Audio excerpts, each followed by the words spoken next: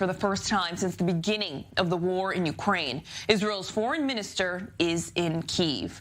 Foreign Minister Eli Cohen's diplomatic visit will include a meeting with his Ukrainian counterpart and President Volodymyr Zelensky. Cohen expected to announce the return of the Israeli embassy to Kyiv.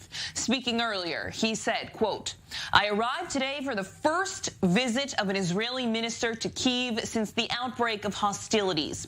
In the last year, Israel has stood by the Ukrainian people and by the side of Ukraine. Today, we will raise the Israeli flag at the Israeli embassy in Kyiv, which will return to continuous activity with the aim of strengthening relations between the countries." Let's bring in Daniel Shek, the former Israeli ambassador to France, joining us live in studio this morning. Daniel, talk to us about the timing of this move. How significant is it that they're coming now, almost a year into the conflict? Well, I think it's significant mostly because of the change of government in Israel. So maybe this is the forerunner of some kind of change in Israeli policy. I don't know that to be true, but I suspect that that is what the Ukrainians would be expecting. As you remember, Israel has sort of an awkward, walking an awkward thin line with the Ukraine war, with its commitment to certain degree of caution vis-a-vis Russia. Israel has been accused by the Ukrainians for not being, steadfast enough in their support, and mostly the Ukrainians expect much more in ways of military support. After the meeting with Zelensky, it's not just for the embassy. What kind of announcement do you think we are going to hear after this closed-door meeting? Look, I don't know. But I can tell you for certain that if he doesn't come with something that is not already on the list of things that Israel is doing for Ukraine, he might be in for a difficult meeting. I'm absolutely certain that the Ukrainians expect the announcement of, an improved list of items for support. This is not only on the military field. I think they have expectations also for financial support. Most notably, I think they are asking for a loan, a $500 million loan from Israel, and they expect diplomatic support in the UN and the UN Security Council when things concerning Ukraine come up. There are things that Israel can give. There are things that Israel can give with a certain price, and there are things that Israel cannot give. Israel will not give, offensive military and defense items. They want air defense support. These are things that maybe can be negotiable. But I think it's an interesting meeting. It's, in a sense, a courageous thing for Eli Cohen to do, because he knows that he'll be under a lot of pressure from the Ukrainians. Benjamin Netanyahu has previously said that he would be open to sending the Iron Dome to the Ukrainians. How possible is that? What kind of permission would Israel need to get from the Americans, and what other bureaucracy would surround it? I think the problem is not bureaucracy. The problem is political decision-making, political will. I find it difficult to imagine that the U.S. would oppose it, since the U.S. has been putting a certain amount of pressure, or at least encouraging Israel to do more for Ukraine. So it would be a bit awkward if they would finally block it, especially that this is clearly a defense system.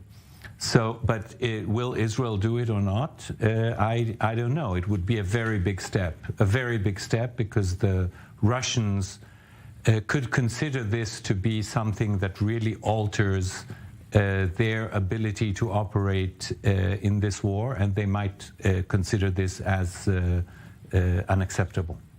Daniel Shek, we're going to keep you here with us. Go to this next story and bring you back for your input. Well, the United Arab Emirates has drafted a UN Security Council resolution calling on Israel to immediately stop all settlement activity in the West Bank. The Palestinian mission to the UN lobbying for the measure and is urging members of the top panel to hold a vote as early as Monday. The resolution, quote, reaffirms that the establishment of settlements by Israel in the Palestinian territory occupied since 1967, including East Jerusalem, has no legal validity and constitutes a flagrant violation of international law. Let's bring back in Daniel Shek, the former Israeli ambassador to France. The United States is in a little bit of a predicament here because they unilaterally reject settlement expansion. Administrations in the past, Democrat and Republican, both denouncing these types of moves. But on the other hand, they don't want to vote against Israel at the UN. So what can we expect from the Americans? It's a big dilemma which the Americans are trying to avoid by putting pressure on the Palestinians and the Arab group to convert the resolution to a statement by the president or a joint statement by the Security Council, which is not binding, which they could support without too much damage, quote unquote, to Israel. The problem is that the Palestinians know about this predicament and they're trying to exploit it. So I wonder if they will give in to this pressure. And if they maintain the resolution under this exact form or under maybe a slightly softened form, it will put the United States administration in a real dilemma.